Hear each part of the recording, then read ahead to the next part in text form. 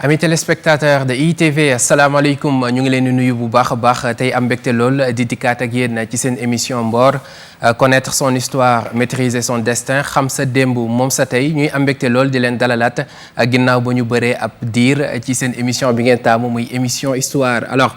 comme nu ñu ko defee woon ci Jolof defee ko ci Kayoor dañuy continuer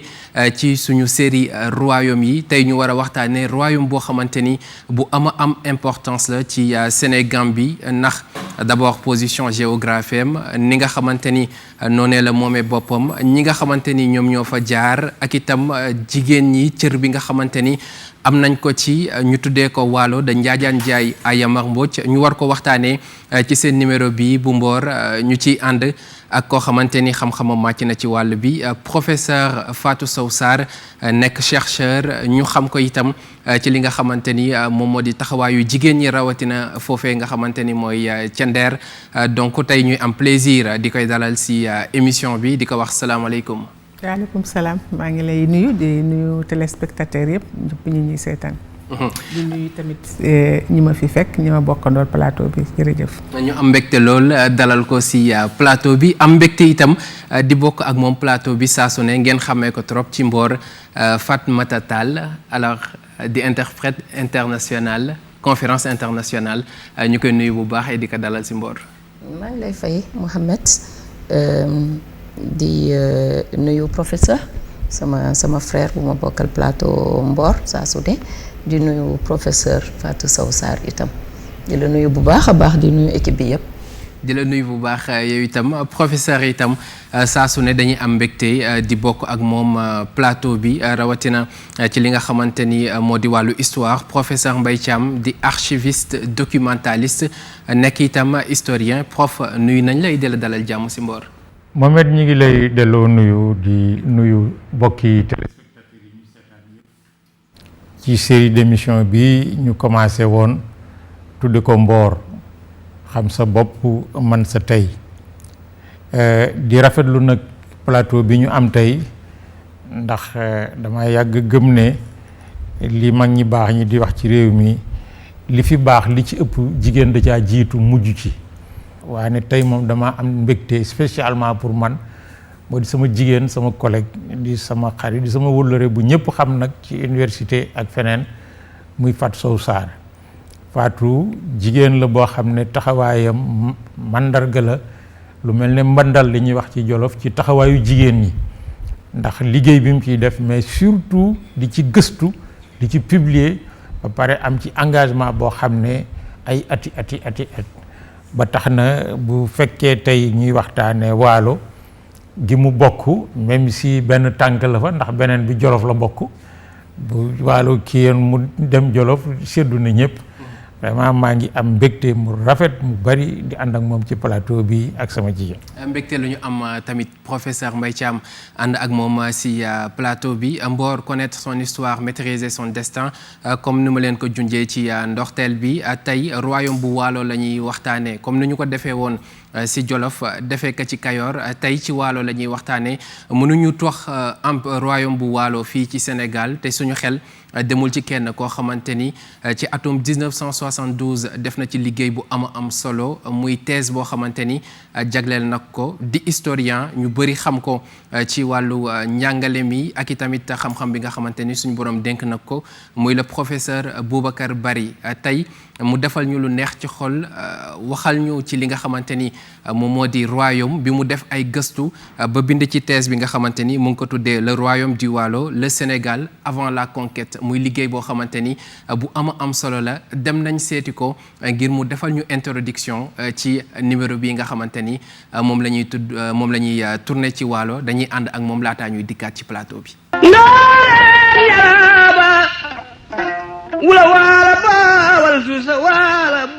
L'histoire des royaumes sénégambiens doit être connue et le royaume du Waalo fait partie de ces royaumes qui ont marqué l'histoire. royaume bu Waalo nag da cee gën a ràññeeku day am solo lool bon ñu daal di càmbar royaume bu Waalo ci naka la walbatiku ci xarnu yi weesu ak ni jamono di doxee tamit ban gëdëk dayo la Waalo daal di am ci diggante Sénégal ak Gambie. Par rapport au Waalo, je pense que il y a deux choses qui font son importance. La première, c'est une province. man nag su ma koy jàngat ñaari mbir laa ci gën di jox solo bi ci njëkk xam nga ne Waalo ab province la aju ci Jolof daal di moom boppam niki Kayoor ak Bawol ci diggante xarnu yi di fukk ak ñett jàpp fukk ak juróom mu jël indépendance am ci Jolof nag Jolof gi nga xamante ni nañu ko rëddee woon dafa daal di ëmbaale woon lu bari ci Sénégal ak Gambie ci foofu nag ngay gis royaume Sine Saloum royaume Jolof royaume Waalo ak Kayoor ak fi ñuy wax Cap-Vert taarix bu mat a xamle la ak ni nga xamante ni moom lañ ko dogatee ay njiit daal di fi wutu wante kon loole day nekk sukkandikuwaay ngir xam bu baax a baax li di Waalo ñaareelu poñ bi solo gi Waalo am mooy li mu néew barab la boo xamante ni àdduna bi dañ koy may xel loolee ay mandargaak yi tegtal loo ne Waalo am na taarix bu fes lool taxoon na ci fukk ak juróomeelu xarnu bi fi nga xamante ni fi la daal di féete ci rëddu Sénégal sës rëkk ci diwaanu ko Ndar mu daal di ubbeeku ci mboolem ci àdduna bi rawatina nag fi nga xamante ni moo di ci tugal. Petite place dans le monde et ça cette petite place dans le monde. waaye tamit bu dee ci wàllum taarix Waalo da ca am ab wéeruwaay wu dëgër mayoon na ko mu daal di jëflanteeg déndu ko Afrique yi gën a ubbeeku tamit ci àdduna bi man mi nga xamante damay gëstu ci wàllum taarix loolu mooy li ma gën a yéem te xam nga ne ni mu dañee ci Jolof ak li ko wëroon dem ba wéyal boppam ba am ab jëflante ca bitim réew loolee doon loo xamante ni tey la fi gën a nekk bu ñu fekkente ne gëstu nañu ko rek dana feeñ maa ngi la ci jox ab takk diwaanu Ndar moom may Ndar ñi xam ko ci bitim réew xoolal rek nataal bi ak ni mu bindoo mu dajale ay géej yu yemoo ci bët gànnaar ak fi nga xamante ni moo di ci bët Saalum bi loolee wéy bi ba fi Sénégal ak Mauritanie yemoo mën nañoo gis ne royaume Waalo ñaari réew yi sax dañ ko daal di séddoo jaaree ko ci dex gi ñaata yoon ba nga xamante ni tubaab bi yilifatuñu nga gis ñi nga xamante ni ñoom lañ fi bàyyi seen xëccoo doon luy gën di fes te waru doon luy xàjjale benn yoon ay réew gis nga ne tamit Waalo mi ngi ci dexuk Sénégal gi waaye tamit dafa nekk wéyandu lu ko dexuk Gambie gi nga gis ñaari kuréel yile doon diggante Sénégal ak Gambie ci wàllu ko ndox moom la doon OMVS ak OMVG bokk tamit ay réew ku ci nekk ak fa nga féetee taxul mu yàqal sa morom dara diggante Ndar ak Banjul toll ci 700 kilomètres loolee yëpp nekk ak yaatal goo xamante ni ñaari réew yi def nañu ko ci seen wàllu ko jëflante ànd ak lépp loo xamante ni moom moo de seen i kennoo ki mandarga ak ay tërëliinu yoon nga xamante ni ñoo ko bokk donte ne sax mi ngi indi ay gàllankoor ñeen yi nga xamante ni ñoom ñoo di askan wi ku ci nekk xam sab yemuwaay bu ñu xoolee foofu duñu mën a xam sax lan moo tax ñi tëj frontières yi ci diggante Sénégal ak Guinée wala Mauritanie ak Sénégal ndax réew yëpp ñoo bokk ndey ak baay bokk tamit aw askan bi nga xamante ni tubaab bi yilifatuñu nag ci jamonoy 58 ñàkk nañu lu bari ci loo xamante ni li ñoo ko waroon a mënal suñu bopp ci ñàkk taxawal ay état yoo xamante ni ñooy bokk lépp foofu la coow lu nekk taxit nag Waalo day des ci taarix ba tey ndaxit nag njeexintal yi foofee rek la des mu daggee ci Jolof laal ci Mali banqaasoo tamit ci ay royaume yu ci mel ni Kayoor ak Bawol comme noonu rek. Démembrement en petits royaumes, le Kayoor, le Bawol, le Waalo, le Jolof, ainsi de suite.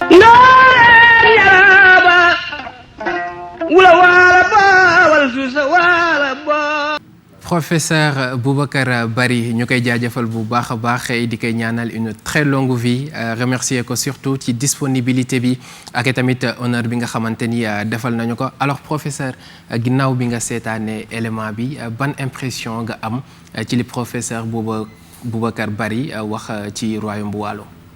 waaw Boubacar Bari ñun képp ku bokk Waalo ameel nga njukkeel Boubacar Bari parce que livre am téere boobu mu bind ak gëstu bi mu def ci Waalo moo ñu may après ñeneen ñi ñëw sukkandiku si mën a gën continuer gën a gëstu moo tax Boubacar 2001 dem nañ Richard Toll château Baron Roger boobu jël ko def ko fa citoyen d'honneur de la ville de Richard Toll et de la ville de Dagana mënuma def dara loo xam ne mi ngi jëm ci Waalo te woowuma ko mu ñëw teew parce que moo ko moom donc moom moo bind li tax Waalo àddina bi yëpp xam ko parce que livre mi mu bind tey livre bi dañ ko tekk ci ay làkk yu bari ba tax tey foo dem ba Cuba traduire nañ ko fa nit ñi di xam lan mooy Waalo muy am keneen ku may koo xam tamit foog mu tudd ko muy Alioune Badara Beye parce que Alioune Badara Beye moom moo jël sous forme de roman expliquer histoire u Nder ba tax tey 7 mars bu nekk ñu sukkandiku ci roman boobu di fàttaliku Talaatay Nder muy ñaari nit ñoo xam ne seen liggéey ci Waalo dafa xóot dafa sore mais Boubacar sur le plan scientifique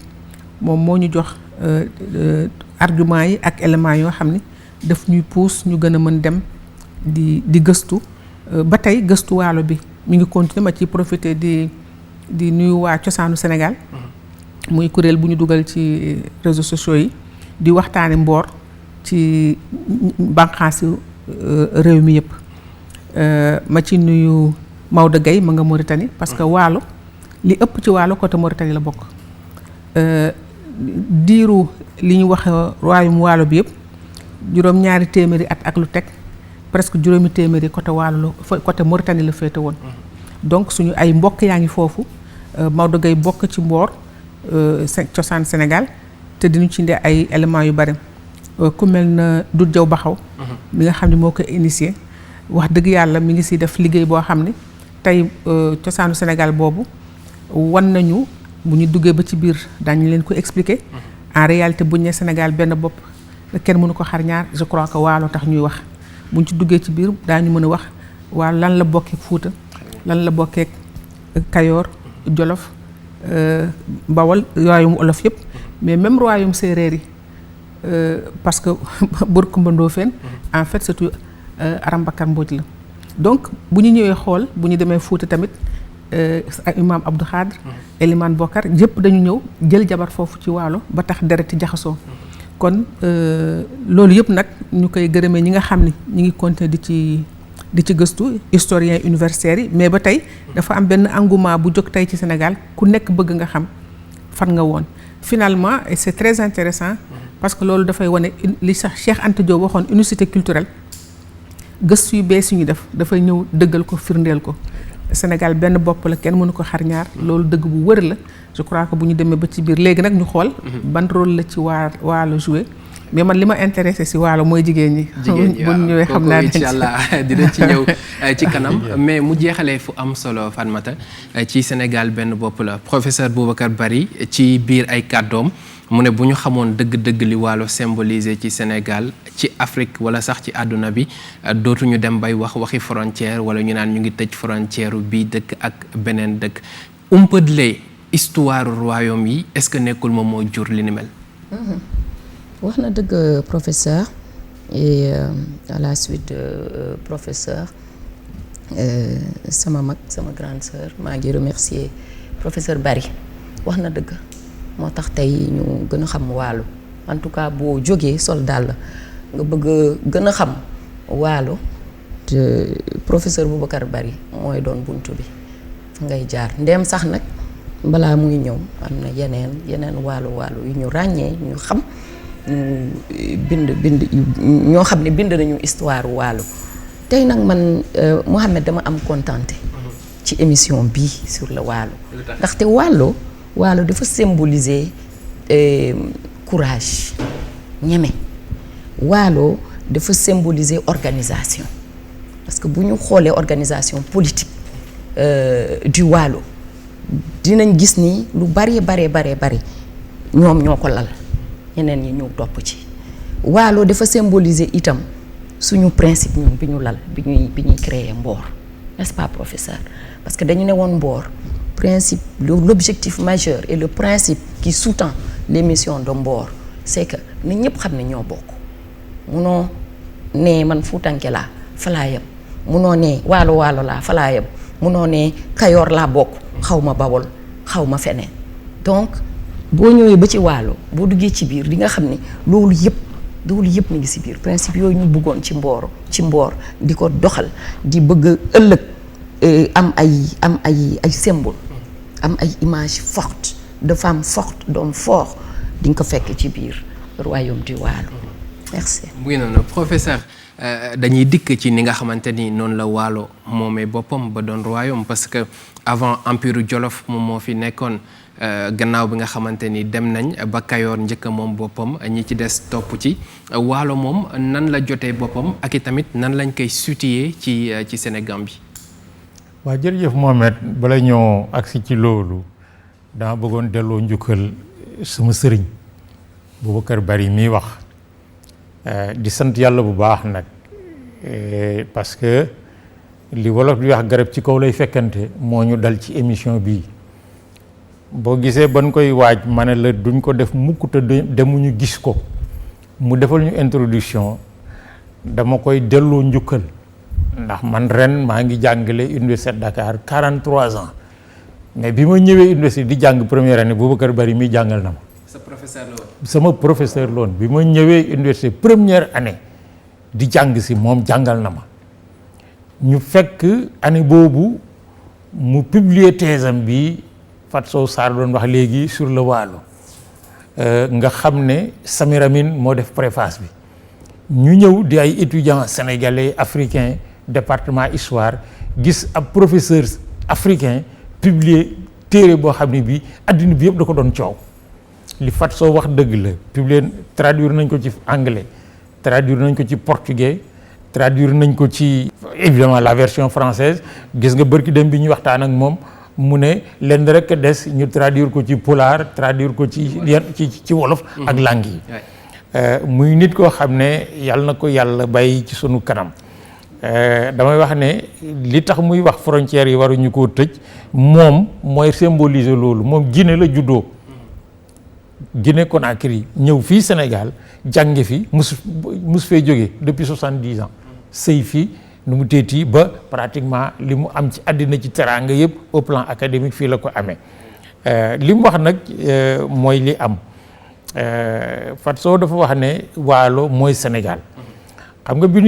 ñu bari bu ñuy jàng histoire du Sénégal dañuy defe ne l'empire du Jolof fa la yëf yi commencé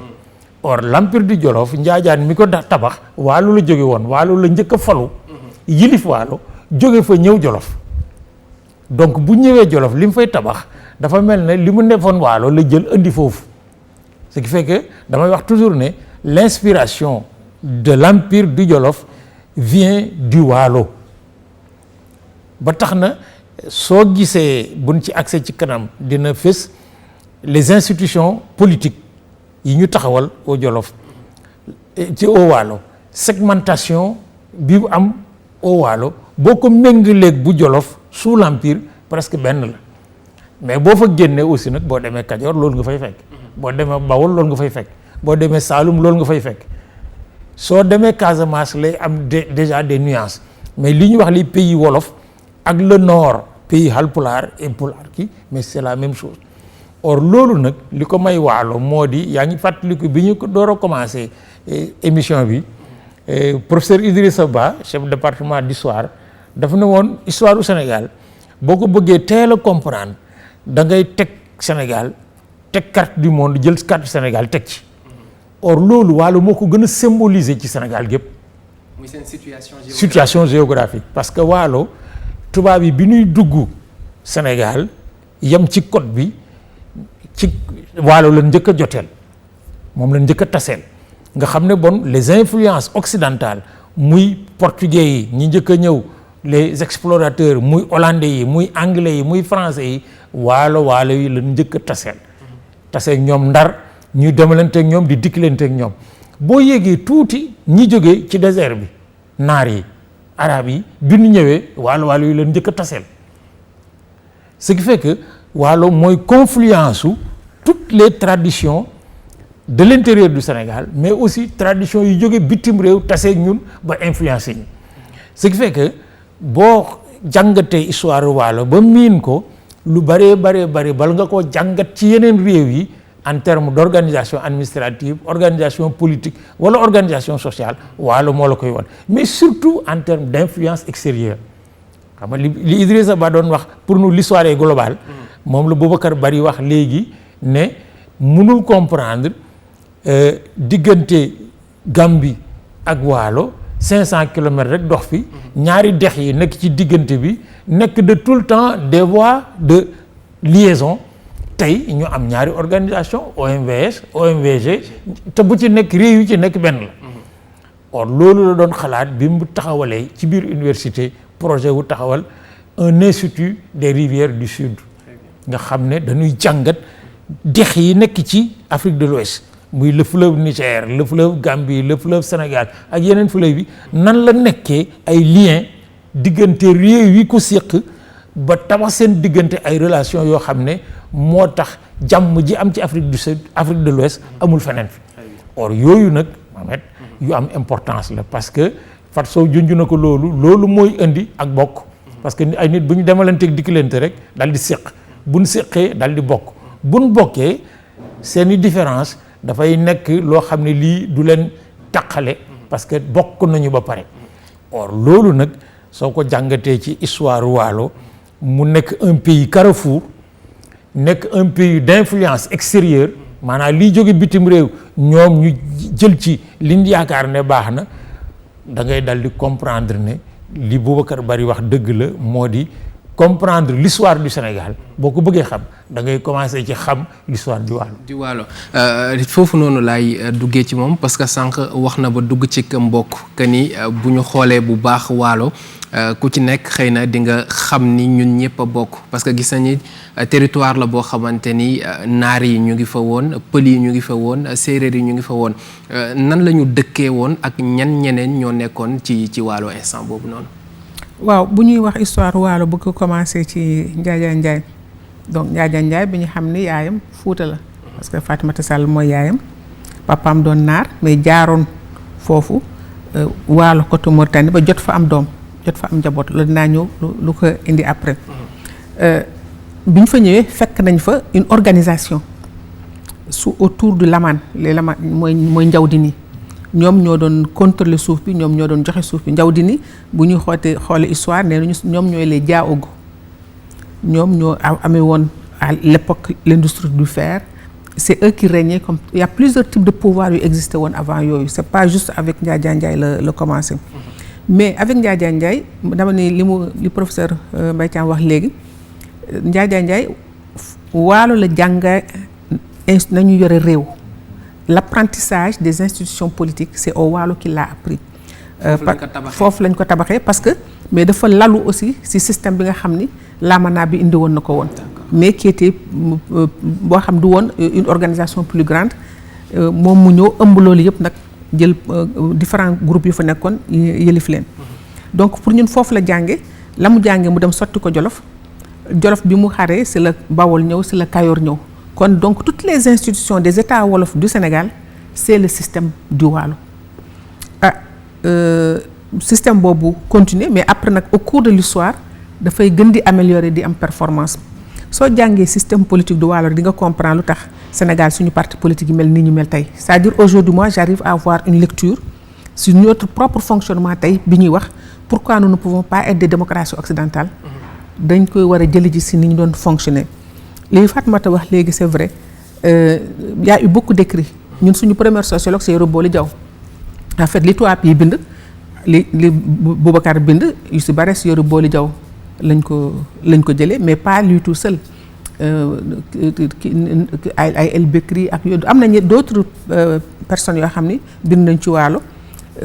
d'autres enseignants Boubou Sall bu Podor l'ancien maire a écrit sur l'histoire du Waalo parce que ñun suñ koy jël dañuy confronter li Boubacar Bari wax li Boubou Sall wax li ñoom Amat Say wax et cetera après ñu ñëw xool lan lañ ci segg ak lan lañ ci jël donc institution yooyu Waalo samp avec Njaajaan Njaay Ndiadiane au début c'était une institution ni ñuy fale ak yooyu yëpp foofu moom la ni ñuy joxe cër yi yooyu yëpp foofu lañ ko jëlee. Maintenant au fur et à mesure que ñuy avancer il y a la complexité du modèle d'organisation bu boobaa nag la jigéen ñi ñëw ñu xool ban rôle lañ joué sur les changements de paradigme qui ont amené le Waalo au sommet, non seulement ci mécanisme institutionnel bi à l'intérieur du Waalo mais aussi comment l'expansion du Waalo sur le reste du territoire. Parce que Ndiadiane bi muy dem Jolof dafa yóbbaale si famille yi mu fa fekkoon daf si jël yóbbaale leen Jolof xam naa ne ñoom ñoo mujj dellu si waat Waalo rek donc mais en même temps après ce sont les mariages politiques. Il y a énormément de mariages politiques yooyu ak ñooy xeexoo ñooy sëyandoo ñooy xeexoo ci suñu biir que muy Jolof ak que muy surtout plutôt le Kayor. Il y a énormément de conflits entre le Kayor et le Waalo mais en même temps il y a énormément de brassage de sang bu ñu ko terminer ci l'histoire de Lat Dior et de Sidiya ay mbokk lañu même si à un moment donné des intérêts politiques ont amené telle ou telle autre position mais loolu si biir Waalo la commencé. Donc la complexité de ce système là ça va être intéressant que tey bu ñuy étudier le système politique du Sénégal naka lay fonctionner. Finalement je me dis bon suñu homme politique yi ay buur lañ rek ni système bi meloon. C'est ce que tout le monde est en train de chercher. C'est la quête du pouvoir et le contrôle du pouvoir de manière systématique. Ku fi wax démocratie loolu ay wax la rek ay si gémmiñ la yam xëy na peut-être je suis en train d'exagérer aujourd'hui mais waxu démocratie waxu république pour man si gémmiñ la yam parce que bu ñu xasee ba toog là bu ñu ñëwee si Waalo ba xam comment l'accaparement du pouvoir c'est fait par une famille ñu depuis Aram Bakar Mbodj ñu xam aujourd'hui pourquoi quand les gens viennent au pouvoir il y a l'accaparement du pouvoir par des familles. C'est notre histoire, c'est aussi notre tradition. Peut-être après on va comprendre le Fouta aussi naka la mele mais c'est effectivement très passionnant. Def le lien fan lañ jóge woon ba fi ñu toll tey xam ne finalement peut-être que am na évolution am na mutation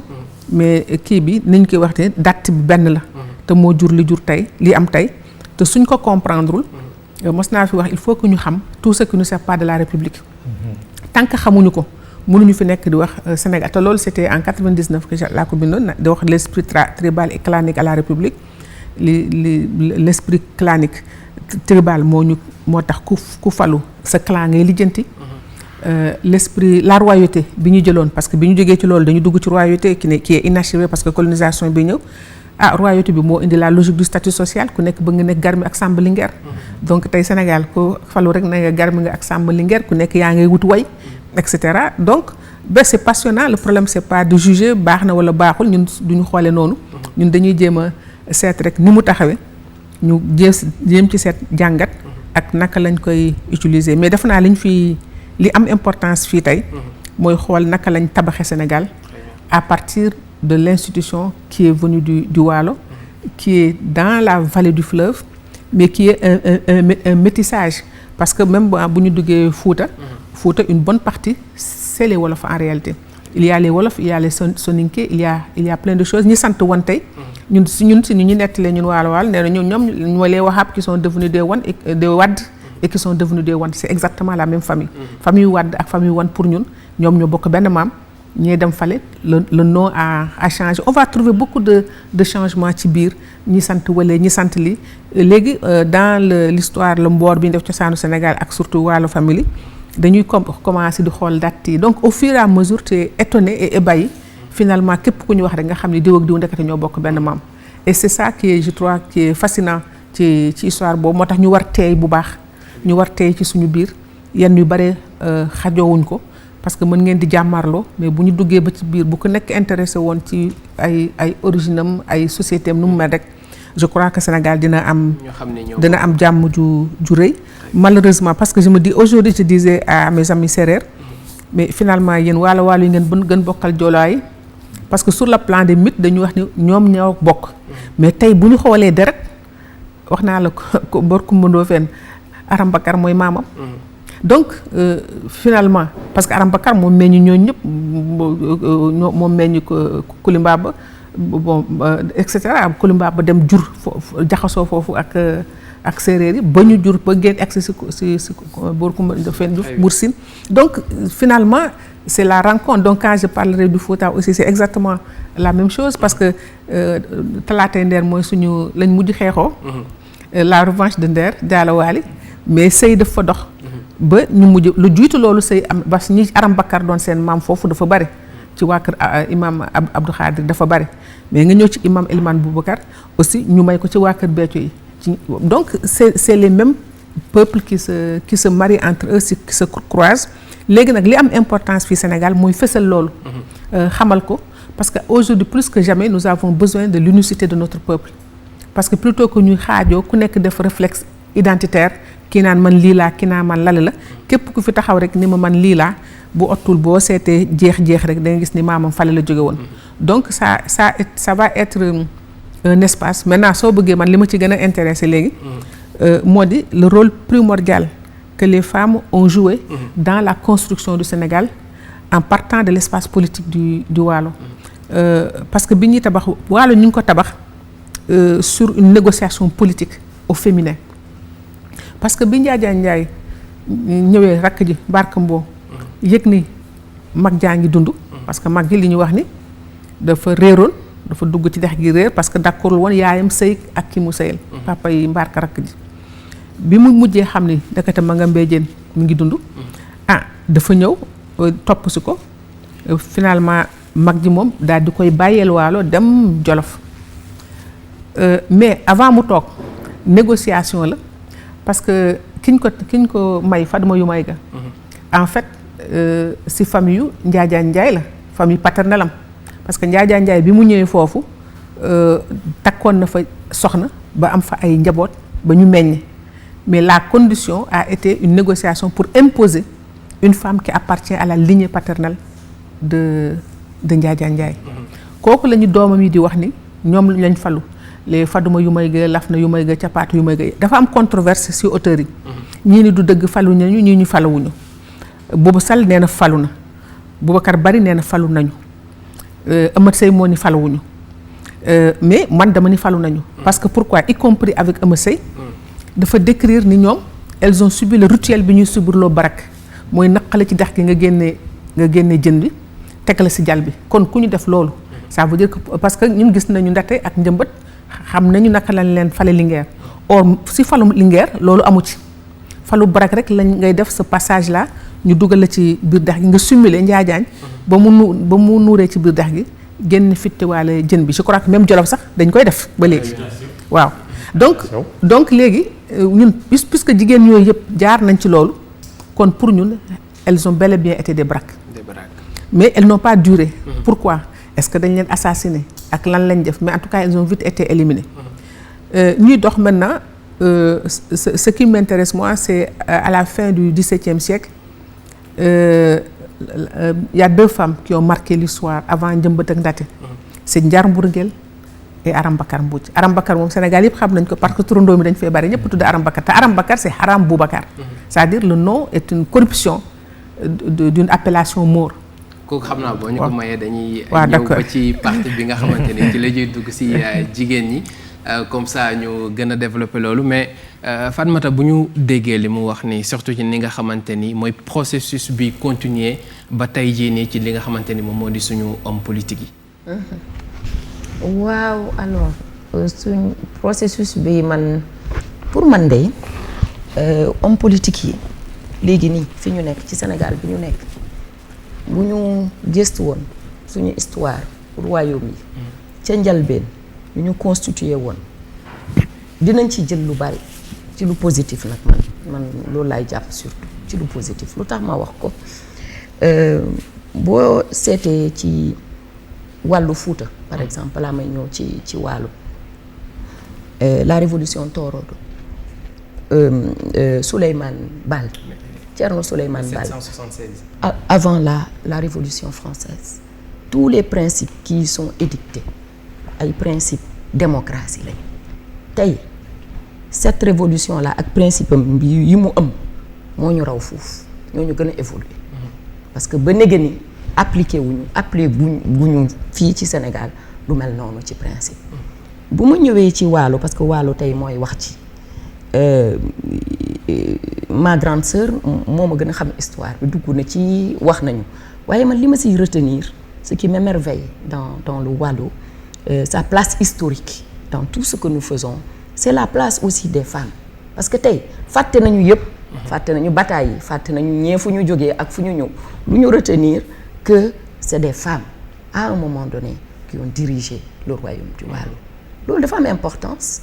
tey ban place la ñu jox jigéen ñi ci réew mi ak fu ñu jógee ba am ko comment nos papas se sont battus ba ñun ñu mën a dem école ba ñu am suñuy diplôme ba ñoom ñii ñuy reyante ci sphère yi ñoom ak ñoom Fatou Sow Sarr et d'autres ba tey jigéen am place am fii et pourtant à l'époque tout juste à côté amoon na ñoo xam ni nangu woon nañu jigéen mu toog am place nekk buur jiite ñu topp ko loolu rek doy na man pour man loolu doy na à l'intérieur nag très complexe histoire boo dem bu Fuuta bi buñ ci ñëwee waaye da ngay jommi sax yàlla les luttes intestines les querelles de famille de clan c'est extraordinaire mais ñun tey li ñu war a retenir mooy pourtant à l'époque ak nu mu demee woon am na kenn koo xam ni mosoon na fa toog ñaar ba ñett mosoon nañ fa toog lu tax duñ ci jàngat tey ba mën a tabax loo xam ne suñu doom yi mën nañ ko gis ba pare tamit di ko waxtaanee di ko wax ma grande sœur a peut-être oublié on a partagé un séminaire à Saly sur le genre à la fin mu indi benn dessin animé boo xam ni dafa doon nettali talaatay ndeer très bien fait d'ailleurs parce que c'était en wolof ba ma ne ko sax sur l'histoire tout couleur nag ñun on a notre version mu ne ñun tam on a notre version mais c'est très bien Mohamed loolu wax nañ ko fii ci plateau bi il faut que loolu xale yi xam ko parce que xamuñu ko on a distribué cet outil man boobu laa koy soog a gis mais lu tax duñ ko joxe xale yi xam ko il faut ñu jàngale ko nañ génne le positif de l'histoire nit ñi gën ko xam gën ci jàngat voilà bon balaa ñoo ñëw ci jigéen ñi loolu laa amoon jigéen ñi dinañ ci ñëw mais sànq prof daf ko junj que ni Njaajaan Njaay jaar na Waalo d'ailleurs am na ci lu bëri sax ñu bëri wax nañ ni fa la ko jàngee mais bi nga xamante ni jóge na fa mu nekkoon ñii nee nañ dans le Fouta parce que ki nga xamante ni moom moo di yaayam foofu la nekkoon Mengen Boy la ñëw def na fa ay at fi nga xamante ni mooy Dakar gi Njaajaan Njaay wàccoon dem nañ fa ni nga xamante ni itam noonu lañ ko gisee ak ni mag ñi def ba jàpp ko ba ni mu fa toogee et tout ñun dem nañu Mengen waxtaan nañ ak ñi nga xamante ni ñoom ñoo fa nekk dem nañ ci lieu bi nga xamante ni fa la Njaajaan Njaay wàccoon dañuy dem xooli élément boobu laa daa ñuy dikkaat ci plateau bi.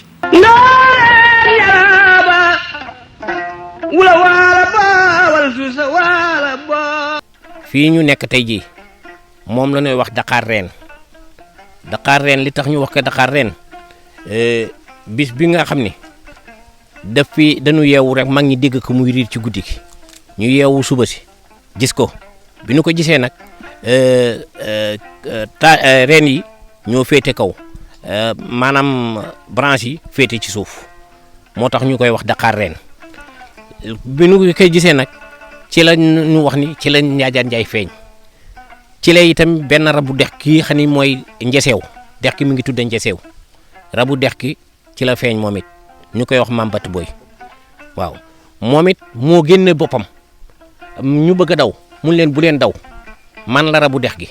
ñu ko noo tudd mu ni Maam Bat Boy la tudd te moment yooyu seen wax noonu ci la wax ni ci la Njaajaan Njaay feeñ ci dëkk bi 1305 Njaajaan Njaay nag bi mu ñëwee fii nen am na fi juróom-ñetti at ñu doog a ko gis ci dëkk bi ndax li tax ñu gis ko sax ci dëkk bi dafa daan def bu xale yi nappee goppatu booba goppatu la dañ daan làmb boobu jën yi dafa bare da ngay làmb rek sa loxo daj soo paree da ngay sànni noonu ci kaw boo sànnee noonu ci kaw ñoom ñëpp ñoo jël di sànni bu nu sànnee nag nga sànni keneen sànni du nu xam kenn ku ne du xàmmee lu mu sànni léegi nag suñu demee ba bu wàcc nag di séddoo affaire bi fa la xeex bi am coow li bare su ko defee mag ñi ci dëkk bi ñëw di atte si noonu la ñu daan doxale ba Njaajaan Njaay nag fi ba mu feeñee moom loolu am Njaajaan ñëw bi Njaajaan ñëwee nag daal di fekk leen ñoom ñëpp waaye waxul dafa fekk leen ñuy séddoo mu daal di jël kenn ku ne mu jël teg nii jël teg nii nee na bi mu jëlee teg nii nee na kenn ba xam ne nangami nit la temps loon ci nit daal mu daal di teg saam yooyu bi mu saamee ba pare mu liyaar leen daal ni leen kenn ku ne noo indi bant liyaar leen dafa daan liyaar rek bi nu xale yi kenn ku ne indee bant mu jël bant yi teg su ko de ñooñu daal di kenn ku ne xam na sa bant nga daal di jël sa saam dem bi ñu ko defee mag ñi daal ni waaw nun li nu jaaxal mooy daan dégg histoire te léegi déggatuñu xeex jàmm rek lu nu kii ñu ne que nun daal dafa am kenn xamul jinne la kenn xamul rab la kenn xamul lu mu doon daal ci dex gi lay jóge bu ñëwee daal nun ñëpp dafa ñuy séddaleel kii bi kenn ku ne jël sa wàll ñu leen te xamul leen lu mu doon ñu leen nun daal xamuñu lu mu doon waaye daal jëmmi nit la amee mais nag daal karaw gi daal dafa wàcc ba ci suuf nun xamuñu daal loolu moom daal kenn xamul lu mu doon ñu daal ne loolu daal xam nga nu ñuy def dañuy def pexe jéem ko jàpp suñu ko jàppee daanoo xam lu mu doon mag ñi daal di préparé bi ñu préparé jël randa ràbb ko bi ñu ràbbee randa googu ci la ñu fexe ba mu génn séddaleel xale yi bari bëgg a dem mag ñi dox digganteem ak dex gi bi ñu doxee diggante ak dex gi jàpp ko ci seen rand waaye mënuñu téye ndax dafa rattax léegi nag bi mu rattaxee ñu daal ni na leen ko wàcce ci kaw bu nu jàllee wàll wi fii la tollool dana tool boobu rattax la tudd bu ñu demee mag ñi nanuy def ñu ne nañ leen ko jël suuf socc ci yaram wi tool boobu socc la tudd bu nu paasee tool boobu daanu dem bu nu demee beneen tool boo xam ni fa la ñu ko doon feccal di sukk ñu tuddee tool boobu njarum ba tey ma nga ci wàll wale dégg nga loolu daal wax noonu ni mag ñi ci gàttal ci Njaajaan Njaay daal ci jaar-jaaru Njaajaan Njaay la. Dakar bi dañu yeewu rek gis ko fi ñu koy topp di ko ba xam ni côté Saalum yooyu la jóge ñëw fii mais comme ni mu la ko waxee rek bi mu ñëwee dafa nii la def branche yi moo féete suuf branche yi ni féete kaw donc xam nga loolu yéem na doomu aadama yëpp bi mu demee quelque temps la ñu doogay gis Njaajaan feeñ ci dex bi Njaajaan nag ba ñu ko gisee xale yi comme ni mu la ko waxee temps yooyu napp la woon jàpp ak sa loxo sànni kee jàpp sànni xam nga kooku kenn du xam li nga am bu ñu wàccee di seetlu ne histoire bari yàlla dogal benn bis coow li am rek mu génn ñëw jëm si ci ñoom xam naa ni xale yooyu bokkuñu xale yi léegi de ndax nag bu doon loolu ñii dañuy daw dem ñoom ñu toog mu ñëw séddale leen partagé leen ku nekk jël sa wàll ku ci nekk it xam nga ni kii ki séddale yàlla may na ko ndax kenn mënul xool ni kii moom mu ëppale donc kon loolu mooy yàlla la bañ ko waxee mag ñett ñoom itam ñu xam ni kon kooku war nañ ko teg bët war nañ ko mën a jàpp bi ñu ñëwee nag la ñu fexe ba jàpp ko ci noonu mu leen ko waxee rek dox nañu diggante mee dex gi jàpp ko solul yëre mais karawam dafa wàcc ba ci suuf mais Dakar bi daal lu yéeme woon la ndax daawoon nañu wax mboolem luy rabu dex bi fii la daawoon di nekk fi nga koy gisee nii xam nga at yi mu am bari na waaye doo gis mukk mu jëm kaw noonu xaw gi day def nii rek day mbaaru rek bu demee ba yàgg nga gis benn branche xaw mel ne lu wàcc yeneen jóg nga gis que ni muy jaar côté bu nekk di génn mais kenn mosu koo ñeme nag ndax lu nekk dañ ko doon gis am nay sama maam sax wax na ma ni ma am nay temps da nga daan ñëw fii gis fii nga xam ne yu lay yéem lay doon mais nga ñëw seetaan waaye doo laal nag nga xool ki rek dem. dex beet am na lu ci yàlla def ndax bari na ñuy am seen aajo ñëw ci ndox mi jël ko yóbbu mu faj seen aajo comme noonu la demee xeeru Njaajaan Njaay beet noonu la demee ndax Njaajaan aussi sërif la bon xëy na la ko yàlla may foofu la ko ëmb ci biir.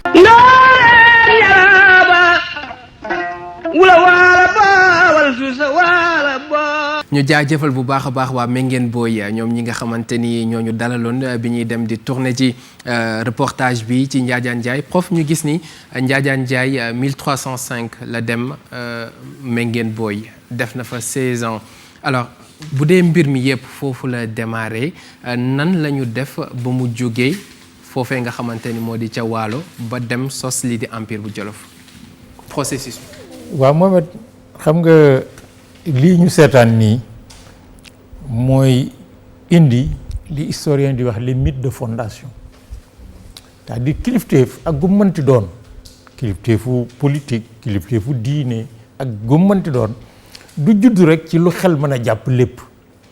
parce que bu boobaa day manqué loo xam ne lii moom la ko nit ñi ragale wala ñu rusé ko mais surtout lu ñu koy ragale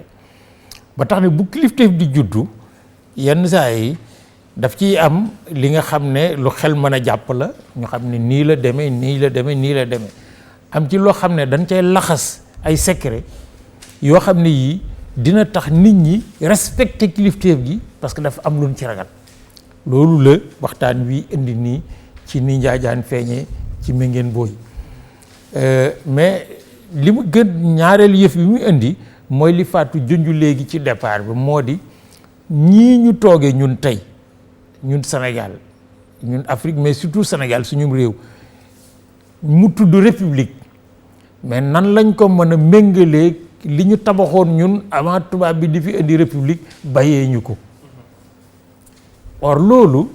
soo ko bëggee jàngat da ngay xool les institutions yi fi Waalo bàyyi Njaajaan jànge fa nu ñuy yore réew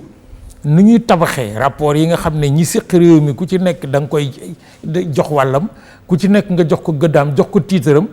ba jóge fa dem Jolof lawal ko fa ba bi Jolof jeexee ñi juddu ñëpp mais emprunté ko man bi ma jëlee barki démb organisation politique bu Jolof bu Waalo dëppale koog bu Jolof dafa mel ne pratiquement tur yi rek moo soppeeku mais le contenu est le même. Justement organisation politique bu Waalo nan la demee woon. gis nga xam nga bañ fiy waxtaan ci Jolof doon njortu ne yaakaar ne moo doon le pays premier alors que man damay wax toujours ne c'est le Waalo qui est le pays premier dañu ne la woon y a un grand conseil supérieur du Jolof nga xam ne Bourba Jolof Bouna Ndiaye def na ci étude boo xam ne bii bu kenn xamul ni mu amee importance suñu maam suñu waajur Omar Ndiaye Leyti nga xam ne c'est un agent des postes ici bu xarañoon ci histoire def ci jàngat yu bëree le Jolof et ses Bourba ce grand conseil moom la moo ŋànkoon ñi nga xam ne tey bu doon tey dañuy wax ne conseil constitutionnel wala conseil supérieur cour suprême ñoom ñooy fal barak aux conditions et procédures yi ñu taxawal. barak mooy titre bi nga xam ne moom la ki yilif Waalo ñu Waalo nangul ko titre boobu lay yore soo demee Jolof ñu ne buur ba nga dem Kajoor ñu ne Damel nga dem fële ñu ne buur Siin ba baa ngi barak or kooku bu toogee dafa daan am ay titres yoo xam ne nit ñi koy yore dañ koy donne ñoom it ci seen meen ak seen xeet ni barak bi donne nu mu téeti xam nga waxoon naa la fi ne ci topp ci buur dans le Jolof nga xam ne bu fi buur nekkut moom mooy toog buur dem ñu ne kan moo koy remplacer loolu constitution bi da koy taxawal muy tubbe mais barak dañ ko kii Jolof Waalo dañ ko am kat ji bu fi buur nekkut kenn du jeex buur dañu ana kat ji ñu ne ko buur dem na toogal ba mu ñëw le vice-roi ki nga xam ne kii yenn saa yi buur dem na ko toogal maa ngi ñëw dem kii mais dafa am Jolof ñu ngi ko doon wax bummi mais wala ci Kajoor nu mu téeti dafa am kii astafurlah Waalo dafa am or soo ko demee ba ci province yi les différents cercles géographiques ci yi biir Waalo nga xam ne bu ci nekk ñoom ña fa nekk ñooy désigner ki nga xam ne bii barak du ko fal loolu am na Kajoor am na Bawol am na Siin am na Saalum foo dem ci Sénégal am na fa Fuuta c'est Almaamiya moo ko fa jële mais ba Almaamiya di am loolu fa nekkoon dañuy fal nit dans le Damga dans le Dimar dans le Boseya am ñoo xam ne ñii ñoom seen titre dañ koy donn ci seen maam ni buur boobu di donne du titre am or loolu nag Waalo lañ ko jànge ci réew mi. Waalo yan titre lañ fa mën a jàpp ginnaaw barak bi ñen ñoo doon topp ci ginnaaw. mais le badde nga xam ne ñin jàpp ne ay nit la ñu ce qu'on pourrait appeler les hommes libres xam nga loolu nag boo ko bëggee traduire kii dañu daal di yàkkam ne mooy géer ñëwal du loolu rek mooy ñëpp ñi nga xam ne ñii kilifteef gu jógewul feneen nekkul ci seen kaw mais kooku nit la woon boo xam ne bii dans la cour du roi dafa am cër l'intendant du palais du roi nga xam ne tey ci tey du un direct chef de cabinet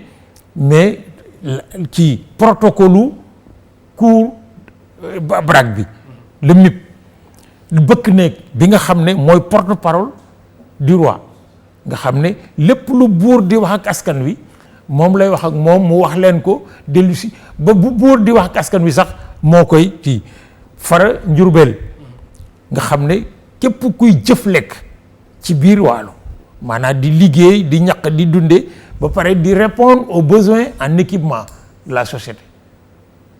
ñooñu dañuy am ku leen représenté ba ci Fara Junjung nga xam ne lii géwal ci biir Waalo moo seen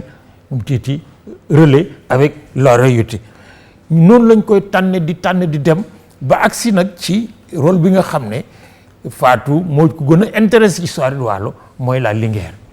parce que Waalo dafa am taxawaay ci histoire du Sénégal boo xam ne bii fokk ñu jàngat ko bu ñuy étudier les questions genre man damay wax toujours ne bu nit ñuy évoquer question genre ci Sénégal ak comme manti doon dina ma intéressé parce que man jàngalekat laa gëstukat laa mais bu ko Fatou Sow di kii ni ma koy dégloo dama ko dégloo ñeneen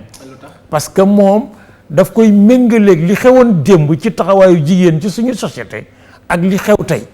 jëggaaniwul genre ci tubaab yi nee nañ jigéen lii mooy cëram ñu ne kon ñu nit nañ jox jigéen ñi cër boobu moom cër yi muy wax day cëri démb yoo xam ne buñ ci gëstoo ni ko démb taxawale woon mën nañ cee am loo xam ne lii dina nekk ci suñu réew te jox jigéen ñi taxawaay boo xam ne jëggaani wuñu ko mais loolu nag da ngay xam booba jigéen ñi nan la leen daan tànne buñ leen tànnee lan mooy seen pouvoir nan lañ ko daan utiliser ci biir société bi ba nga xam ne au-delà de l'aspect éducation bi nga xam ne naka jekk ñoo ko yore ci réew mi nan la ñuy fexe ba lijjanti contradiction yi am ci biir société bi or loolu Waalo dañ cee sori fu mel réew ci réewu Sénégal yi aggut ndax ñoom demoon nañ ba jigéen di falu xam nga yeneen réew yi jigéen ñi amoon nañ fa taxawaay bu mat sëkk parce que bu buur masaan falu Jolof wala Kajoor mais ndeyam day dal di nekk ku am doole parce que lépp loo bëgg ci buur nag boo jaaree ci ndeyam yenn saa yi mën ko am mais Waalo nag ñoom dañuy fal jigéen yor li nga xamante ni moom mooy yore le pouvoir wala boog bu faluwut fal koo xam ne dañu xam ne kii mën nañu wax ne marionnette la jigéen ñi ñu nekk ci gannaawam ñooy véritable yore pouvoir bi waa ji dafay nekk rek ñu di ko wax muy wax mais li muy wax bu guddee dañ ko koy wax jigéen ñi wax ko mu wax ko bu bëccëgee. Très bien bu ñu déggee loolu est-ce que tey bu ñu toogee bay interroger waat si le rôle de la femme sénégalaise ban place sa war a am ci mbir beeg yooyu noonu du xaw a jaaxal du leen xaw a jaaxal tuuti. déedéet man de du ma jaaxal ndaxte ñun buñ fi mënee toog di làkk olof làkk tukulóor waaye dem nañu école. dellu si. c'est parce que quelque part am na ñu gëmoon ni jigéen dafa war a am taxawaay bu am solo ci biir société bi mooy suñu papa yi mooy suñu ndey yi mooy suñu grand-mère yi rappelez-vous aventure ambiguë bu Cheikh Hamidou Kane ñun société islamique bi les almoravides bi ñu duggee au XIVe siècle au Fouta ça a tout déstructuré. Les Satigui, l'empire des Satigui a disparu et les Almamis se sont imposés avec la révolution Torodo et plus tard Abdul Qadir Kane le premier Almami bi ñu ñëwee là ñun suñu société dafa jógee rek d'une société de pël saltige ñu muuru ñun jigéen ñi ñu muuru ñu dugal ñu ci biir comme les femmes comme les mauresques amatuñu baat en tout cas public kenn duñu gis waaye si aventure ambiguë bu Cheikh Hamidou Kane kan moo ne nañu yóbbu xale yi école c'est la grande royale te grande royale boobu bu toogee ngoon mu ngi ci cour bi ñëpp a ngi ko wër mu ngi yore kurusam mu ngi jàpp mu ngi julli waaye elle est consciente de ce que monde bi dina changer boo xam ne xale yi buñ leen yóbbu boobu waxul sax jigéen ak góor xale rek la wax nañ leen yóbbu école parce que débat bi loolu la woon góor ñi sax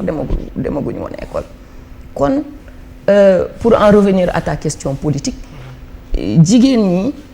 de tout le temps dañu jouer rôle mais lu tax sànq ma wax différence bi pour man Waalo def ci jouer rôle bu important mooy di professeur wax ñoom la ñu gis ñu fal leen ñu toog walla sax nag ñu nekk ay linguère yoo xam ne am nañu poids ci république bi ni muy doxee te itam seen structure politique elle est très visible elle est structurée am nañu jogomaay ça vient du pulaar du séeréer sax d'abord jogo mooy ki am. mooy jom en pulaar boo déggee jom rek jom maayo ñun on dit jom maayo au lieu de jogo maayo jom maayo mooy le maître des eaux mooy jogo maayo chez eux. Jawdin en fait c'est jom d'eau c'est le maître des terres mooy fi amul ndox fi suuf si nekk kooku moo ko moom. donc au-delà même de l'aspect politique da ngay gis ni même dans les titres la prononciation des titres di nga gis jaxasoo bi ci am et pour en revenir à la structuration politique donc je disais que déjà avec le Waalo on avait semé les bases d'une possibilité pour la femme demain de dire que man avant même ngeen di indi seeni question de genre jàppale leen jigéen ñu dem ca kanam ñun amoon nañ ko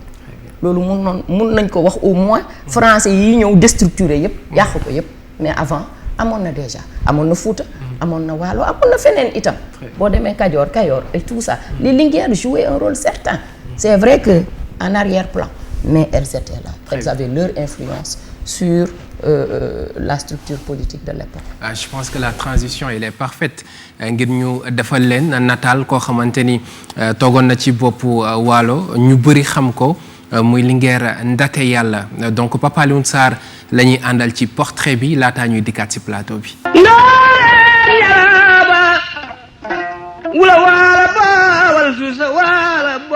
Ndaté Yàlla Mbodj am na wàll bu mag ci taarixu Sénégal moom waajuram bu jigéen bi nga xam ne nekkoon na buur bu mag ci Waalo moom mi mu nekk jigéen bu njëkk ak bu mujj bu ko jiite Ndaté Yàlla jàmmarloog ak nasaraan yi ba ñëpp naw ko mu nekkoon jiit ak bañkat ndaxte janoog nag ak ñii di nasaraan yi lu yàgg moom rak la woon ci kii di Ñëmbët Mbodj nekk doom ci Fatim Yamar Xuriyaay dundam yàggul waaye lu mu fi bàyyi di ay jëf ñu koy fàttaliku ba léegi ndaxte nekk na lu jafe ab soxna daal di jiite dëkk bu gën a rëy tamit naat ba mel ni Waalo te sax ci jamono jooju nasaraan yu doon wax ni dañuy indil dëkku Afrique ay civilisation ñoom seen dëkk jigéen nekk na fa woon dara mu weesaloo ak dëkk bi di Waalo bi nga xam ni ndaxte yàlla moo ko jiite woon ba pare di jongante ak ñoom bu tubaab yi bëggoon a jël lii di mbooyoo ndaxte yàlla daal di bañ bëggul woon tamit armée fédérale bi di jaar ci dëkkam ngir jënd ngooñ yóbbu ko ci Saint-Louis li tax moom ak nasaraan ñu daal di xeex fédérale ba ay junni soldat ngir daaneel ko ndaxte yàlla Mbodj daal di xeex ak ñoom lu yàgg waaye mujjee daanu waaye ngoram ak jomam nekk lu ñëpp jàpp mu nekk roykaay ci bañkat yu bawoo ci Afrique.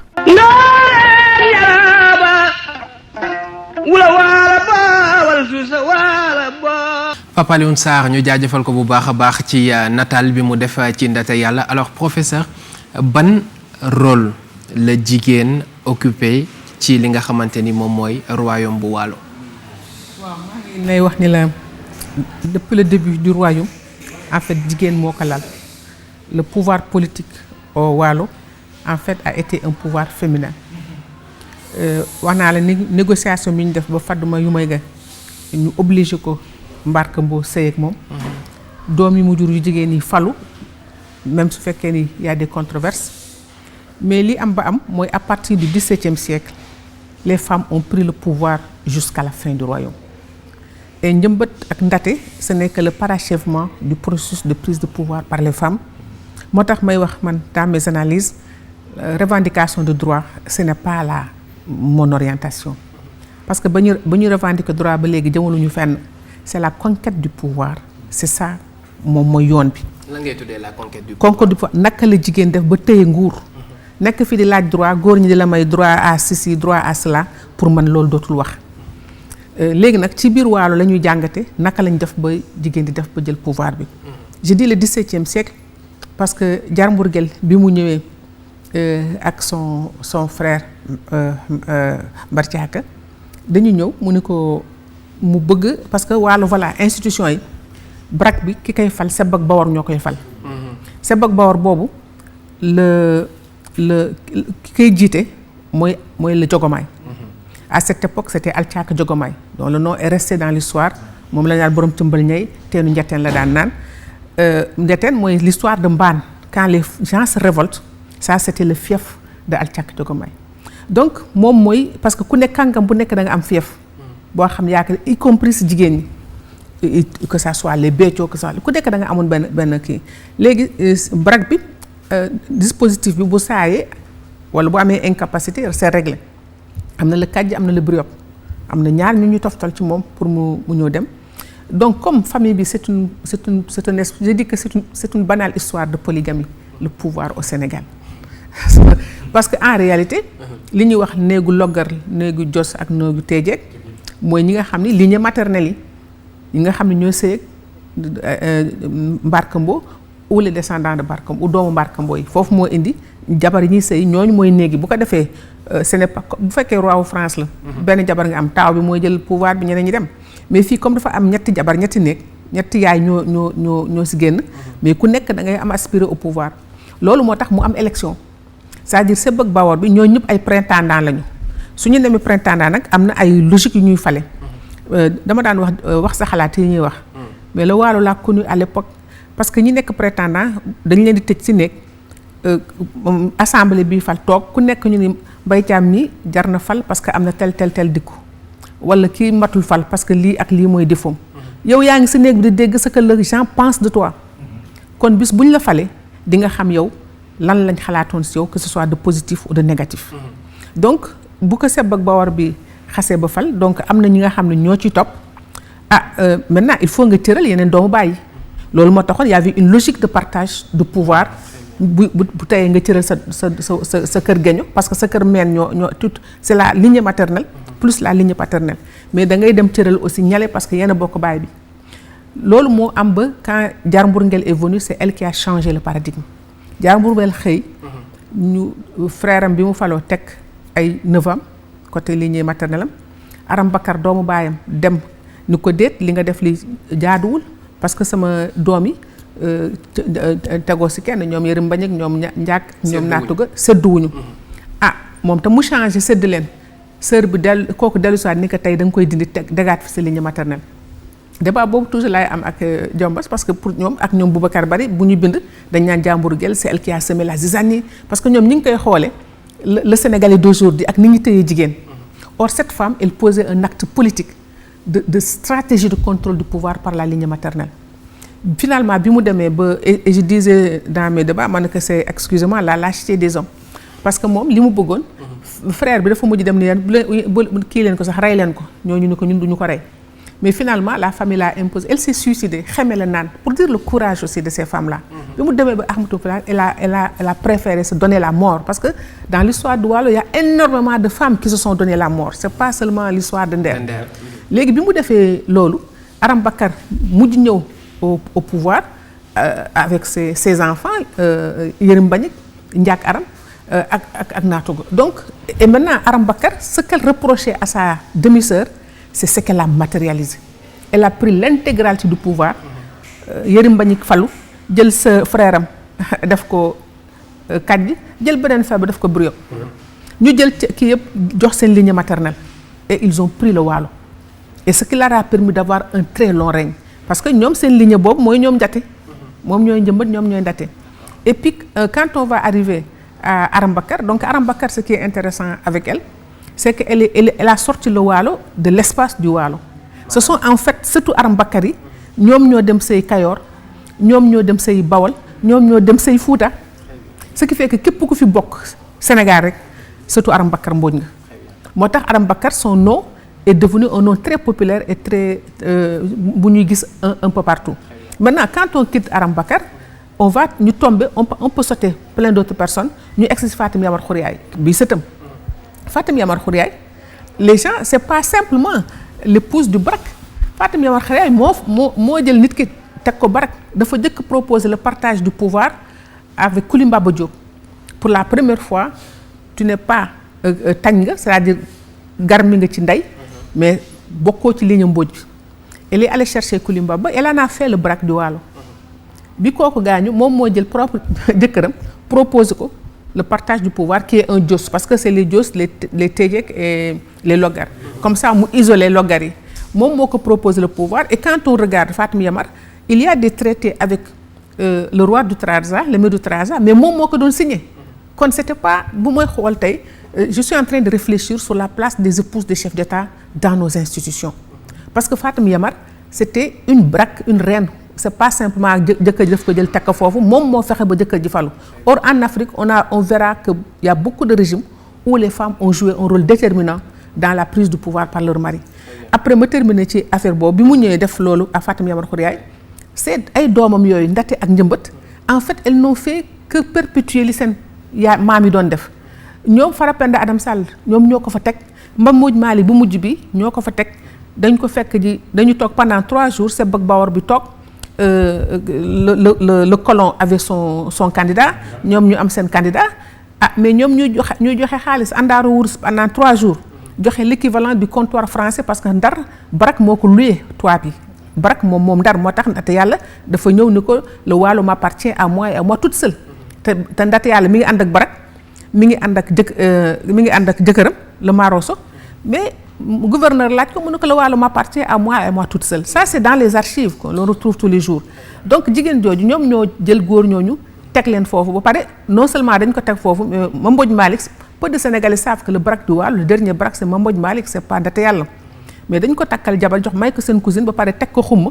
exilé ko foofu ñoom continuer ndeer di doxal seen doxal donc quand tu regardes ces femmes là la force qu'elles ont eu mais elles se sont données aussi elles ont payé de leur sang pour mën a toog foofu ñu toog ba àgg foofu léegi nag loolu la ñu war a xool tey Sénégal jigéen moi je dis toujours ndeysaan tang Ablaye Wade bi ñu doon def affaire parité bi ma ne ko la France nous a conquis il a fallu 90 ans après pour que la France atteigne le niveau du Waalo de 1855 parce que femme amul droit voter teguñu ko nit bàyyi ma la woon ils ont vaincu un peuple en tout cas en commençant dirigé par une femme ñu xëy suba teg ñi rek nu ñun suñuy aada moo tax ma leen ban aada ak de quelle culture parlons-nous en tout cas c'est pas la culture à laquelle j'appartiens fa ma bokk jigéen dañ ko joxuñu ko cër moom mooy boppam cër moo tax ma ni man ay revendication des droits bokkatuma ci loolu man léegi stratégie de conquête de pouvoir la ñu def moo tax ñu bëgg femmes yi nekk maire aux prochaines élections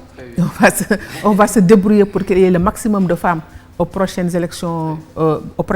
locales parce que réew mi tamit dañ ci jox suñu cër dañ ciy liggéey malheureusement les hommes ont trahi notre histoire c'est-à-dire en essayant de n'avoir qu'un pouvoir entre les mains des hommes ça montre leur extrême aliénation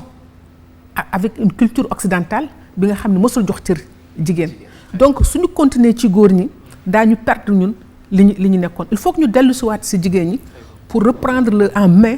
notre destin bi nga xam dañ ko fondé sur nos propres traditions et sur nos propres socles parce que bu dul loolu kon dañu nar réer ñun ñëpp quoi. léegi bu leen ba Serigne Mbaye ay mu si góor ñi mais. avant ñuy dikkaat parce que ci histoire Nder bi la ñu war a jeexalee mais professeur am na itam lu ma bëggoon ñu leeral ko capital bi lan moo tax ñu jëlee ko fi nga xamante ni moom moo di Diourbel en 1702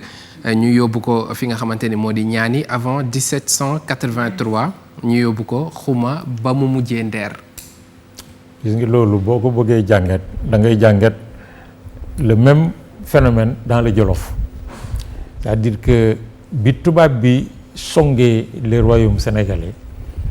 fu ñu nekk géographiquement menacé stratégie bi mooy ñu changé ko gis nga Lat Joor li ko booleeg Demba War Lat Joor dafa xëy ne nañu déplacer la capitale du Kayoor bi mu wóoree ne tubaab bi léegi mi ngi koy bëgg a jekku yóbbu ko kër Amadou Yàlla plus profondément vers nu mu teeti le Njàmbur parce que moo gën a jege kër ndeyam ñële xam ne buñ ko jëlee mbul yóbbu ko foofa dina sori or Waalo c'est la même chose dama la wax ne Waalo première capitale bi c'était Diourbel. C'était d'abord fi ngeen doon wax léegi c'est fi Ndiadia Ndiaye génn. Mengen Boy parce que ça c'est le lieu mythique. ñu teeti Mengen Boy mais xam nga Fatou wax na ci départ ba ne territorialement li gënoon a rëy gën a yaatu ci Waalo ci biir Mauritanie la nekkoon li nekkoon ci biir Sénégal mooy li nga xam ne bu nawet ba passé ba dex gi yaatu ba reculer nit ñi dem di fa bay mais le véritable territoire du Waalo était à l'intérieur des terres mauritaniennes looloo tax seen jaxasoo ak naar yi mais nag comme seen jaxasoo ak naar yi léeg-léeg ñu sëy nekk ci seen biir di gérer ensemble leurs intérêts léeg-léeg ñu jaxasoo nekk en conflit chaque fois que une capitale est menacée tactiquement, mais les gens ont reculé à l'intérieur des terres pour se mettre plus à l'abri. Or loolu boo ko gisee dafa lay won ne réew mi ni ñi ko yoree woon ak ni ñu tabaxe woon les stratégies et les tactiques de pouvoir du rek pratiquement lu fi tubaab indi wala lu nu jàng ci Masamba wala Mademba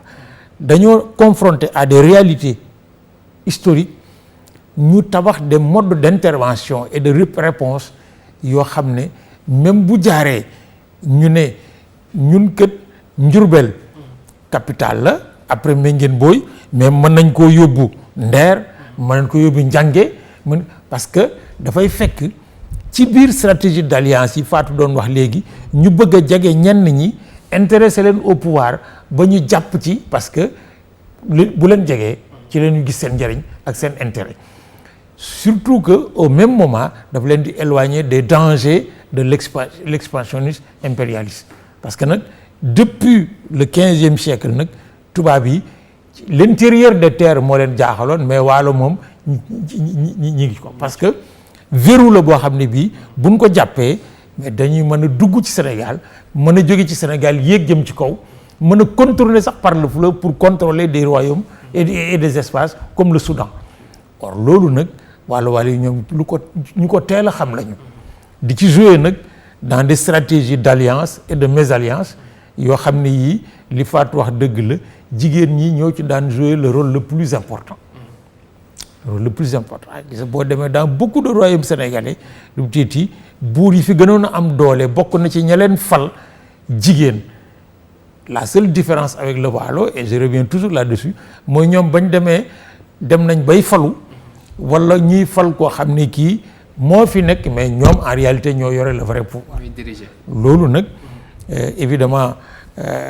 man naa cee ànd ak Fatou jusqu'à un certain niveau. Est-ce que le pouvoir des femmes nu mu teeti est meilleur du point de vue global que le pouvoir des hommes?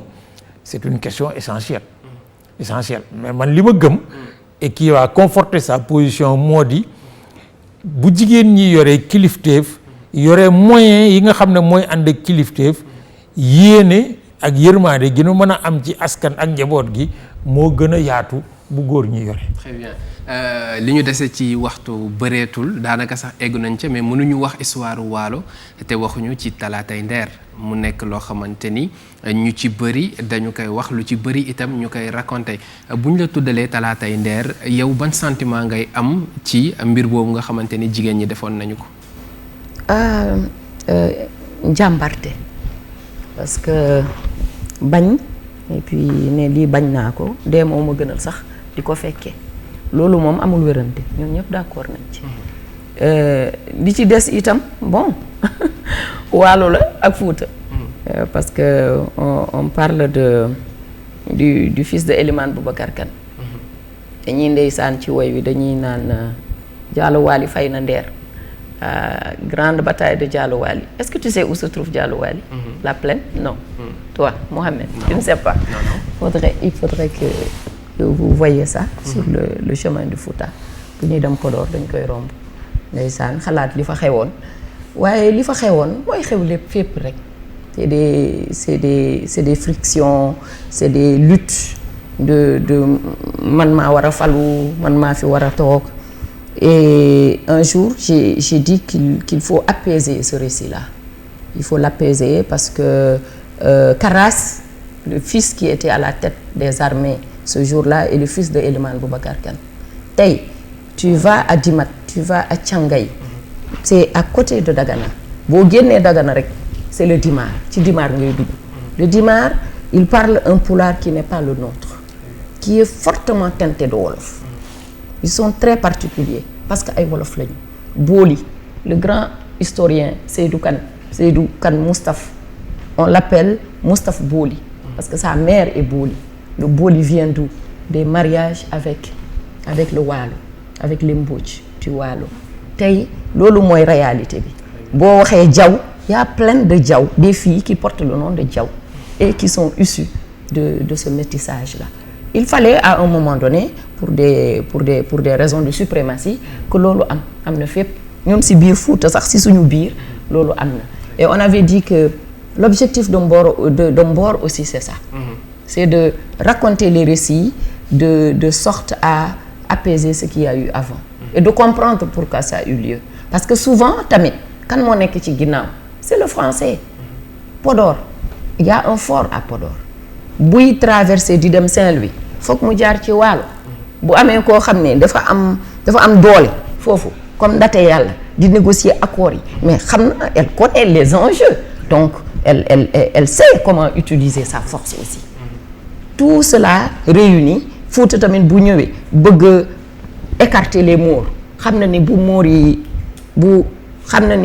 yi àndeek waalo yi dañ leen di affaiblir c'est une lutte d'intérêt interminable waaye tey yàlla baax na. On est là on est tous une même personne une même famille. boo munoo wax Dimar te tudduloo Waalo munoo wax Fouta te ñëwatuloo ci Ndate Yàlla ci Aram Bakar. waaw voilà man loolu laa amoon di ci wax. ci talaatay de. man dama ko bëggoon boole ci contexte bi en une minute. tey bu ñu gisee sacrifice bi nga xamante ni jigéenu Ndeer yi def nañ ko ak tey bu ñu xoolee société bi ni mu bindoo ak i tamit yu ci bëri ci scandale ak yu ni mel ñu koy dégg surtout di ci impliqué jigéen ban sentiment nga ciy am. waaw man c'est-à-dire l'histoire li mu ñuy jëriñ mooy ñu dellu ci suñu bopp. Scandale mën na am fu nekk mais j'aimerais bien revenir ci Fatoumata lu mu wax l'histoire du Waalo et du Fouta. Les enjeux de l'Almamia c'était extrêmement important aussi parce que ñoom ils luttaient contre l'esclavage et en fait ils refusaient l'installation des Français et ils voyaient parce que li indi affaire xeex boobu c'est le traité de Ndiaw c'est-à-dire la colonisation agricole du Waalo après le traité de Berlin où on a fini par se partager les différentes colonies et les Anglais ont accepté de rétrocéder Gorée seen occupation ñu amoon aux Français à condition que ñu bàyyi esclavage. Les Français ont voulu développer comme ni ñu def les Antilles la colonisation agricole mooy le Richard Toll là finalement. Donc le Fouta aussi n'avait pas intérêt à cela mais le Fouta aussi se battait contre l'esclavage parce que boo liree livre Amadou Sey bi l'histoire de Nder c'est je crois qu'au fur et à mesure que je lis je trouve d'autres paramètres parce que le Brak avait brûlé Gaye et Bokhol qui étaient du côté de l'Almami parce que foofu ay sëriñ ñoo fa nekkoon d'ailleurs El Hadj Omar dans sa lutte vers le Mali ñan ñoo ko topp c'est les gens de Gaye ñoom ñoo jël ak de Bokhol ñooñu ñoo jóg ànd ak ay Cheikh Omar ànd ak moom au niveau des djihad donc la suñu nekkee dans la distance sans passion ni rien on comprend les enjeux pour l'Almami qui refuse l'esclavage alors que Waalo il continue à vendre des esclaves alors que Almami d'accordul ci loolu donc foofu bokk na contradiction ñoom ñaareel ba dafa bëgg nit ñi dugg ci diine bi ba donc dugg ci diine bi sax c'est pas ça parce que le Waalo est quand même un pays musulman dès le départ Mbarka Mbow jullit la Njaay jullit la mais les pratiques ceddo ñoom loolu lañ bañoon c'est juste pour dire que quelles que soient les positions suñu duggee ci histoire bi on va comprendre les raisons de conflit et cetera sans mu am benn subjectivisme maintenant ñun li tax ñuy wane jigéen ñooñu parce que jóguñu rek ci Waalo bu ñu duggee mais Ngoné Latyr lan la fi def Yacine Boubou lan la fi def mais elle s'est battue pour mettre son mari au pouvoir et mettre son fils au pouvoir donc jigéen ñi quel que soit man j'ai dit l'histoire du Sénégal de Ndate Yàlla à Aline Sitoé Diatta du point de vue spécial nord au sud de 1855 à la colonisation totale du Sénégal mais c'est les femmes qui tiennent le fil de l'histoire d'un bout à l'autre kon léegi il faut ñu dellu si waat xamal loolu nit ñi lan moo indi jaxase xel yi parce que jigéen bu fekkoon dafa tey ku nekk di fëgg sa dënn ni man Ndate Yàlla laa wala Njëmbat Mbooj laa wala man maay Yacine Boubou et cetera doo leen gis yi ngay wax c'est-à-dire on est dans une phase de déperdition mais pour delluwaat si ku nekk am estime de soi gëm sa bopp loolu bu fekkee delluwaat nga sa histoire parce que c'est ça notre travail aussi ce qu'elle explique ce que la Grande Royale a fait au Fouta mais il nous faut moi mon projet que j'avais c'était de sortir toutes les femmes du Sénégal par exemple y a Fanta Canal de Baldé au Fouladou gis nga localité boo dem fii ci Sénégal gis nga fa jigéen boo xam ni Moussa Molo Alpha Moussa Molo rek lañ xam mais Fanta Canal de aussi est une femme exceptionnelle mais génnewuñ ko donc suñu liggéey mooy génnee ñooñu ñëpp bu ko defee ku nekk man ni may mën a waxee ndaxte yàlla parce que c'est des choses que je vis depuis mon enfance, depuis ma naissance, que dëkk Fulaadu suñ ko waxee ci Fanta Thialal de Balde il va se retrouver, la grande royale quelqu'un du Fouta va se et cetera. Loolu la ñu war génne ñooñu ñëpp bu ko defee ñun ñu delluwaat ci suñu bopp bu boobaa ñun ñu xool ñooy tracer suñu bopp suñu yoon et pas tubaab yi parce que tubaab yi modèle bi ñu defal pour man d'accorduma ci parce que ñoom teguñu jigéen fenn fii ñu def toujours c'est may la tuuti mooy tax revendication des droits mooy loolu ñoom ñoo ñu xañ suñu ay droits yëpp xëy na chaque jour duñ ko defal au compte-gouttes. J'estime que nous avons des droits réels. L'enjeu ici c'est la conquête du pouvoir. Il faut que les femmes prennent les mairies du Sénégal, demain les femmes prennent l'Assemblée nationale et après demain que les femmes prennent la présidence de la République. Merci beaucoup. Alors prof egg nañ ci waxtu bi mais un mot si histoire Nder bi. waaw Nder bi moom dinaa ci sawar Mohamed parce que ñetti at ci gannaaw hôpital principal day def chaque année ñu organiser des journées scientifiques internationales et bi seen comité scientifique bi ñëwee seet si mu woon ne naa leen defal communication inaugurale maa ngi ko defoon ci Nder dama ci histoire u mythe dans l'histoire ak nan la ñuy exploiter les hauts faits d'histoire Nder laa jëloon parce que soo ko jàngatee Nder li mu lay njëkk a jox mooy c'est un hymne à la résistance maanaam nit ki bu la bëggee teg doole loo nanguwut est-ce que da ngay nangu wala nga daw wala nga kii jigéeni Nder yi ñoom elles ont montré que ñu tiiti dañuy bañ un hymne à la résistance ñaareel bi mooy c'est un hymne au patriotisme c'est-à-dire bëgg sa réew boo demee ba mu jaral la sa bakkan mu tiiti sacrifice mënu koo passé oui, l'ultime sacrifice or loolu Nder symboliser na ko ñetteel ba mooy c'est un hymne au courage maanaam ñeme parce que am na yoo xam ne yi Mohamed fit dëgg moo koy def mais fit nag bu ko gëm lalut dootu fit xam nga am na fit goo xam ne ñàkk pexe la bu la gaynde gi dàqee ba nga sës ci miir bi mënatoo dem nga geesu jàkkaarloo moom da ngaa gis miir bi la téye ba fi miir bi nekkutoon nga dem ñoom amoon nañ yeneen solution ñu bàyyi ko fi donc à courage enfin c'est un hymne à l'honneur Mohamed c'est-à-dire nit ki day dem ba nga xam ne ay bëgg-bëggam ci àddina ay plaisiram ay am-amam daf koy jënde li nga xam ne amut lu ñuy téye nii mais du fi jóge ba àddina c'est-à-dire que tant que l'histoire du Sénégal sera ñi bëgg réew mi dinañ fàttaliku en terme d'honneur que am na ay jigéen yoo xam ne bés taxawoon na ñu joxe seen bakkan ngir ëllëg ak si biir ñu du leen woy ba àddinay tukki or loolu nag mais amul njëg et ça c'est ça Nder. Professeur Mbaye Thiam merci merci beaucoup mu nekk archiviste documentaliste nekk itam historien merci également professeur Fatou Sow Sarr nekk chercheur ak Fatima Tall di interprète conférence internationale remercier également équipe technique bi ñu àndaloon yépp mais remercier surtout ñi nga xamante ni ñooy monument de la Renaissance ndax tey ñoom ñoo ñu dalal foofu la ñu tourné ñuy nuyu bu baax a baax itam waa bibliothèque universitaire bu université Cheikh Anta Diop bu Dakar ak itamit département d'histoire rawatina le professeur Idrissa Ba jaajëfal ñëpp ñi nga xamante ni jàpp nañ ci émission bi donc tey ñu doon waxtaanee royaume bu Waalo comme ni ñu ko defee woon ci empire bu Jolof defee ko ci royaume bu Kayor tey ci Waalo la ñu ko defee woon yeneen numéro yi itam yeneen empire yi incha allah dinañ ko eggale mu nekkoon Mboor donc connaître son histoire maîtriser son destin ñu jaajëfal leen bu baax a baax ci ànd bi et di leen ñaanal bonne suite de programme ci ITV de la télévision d'ici et d'ailleurs et à la prochaine.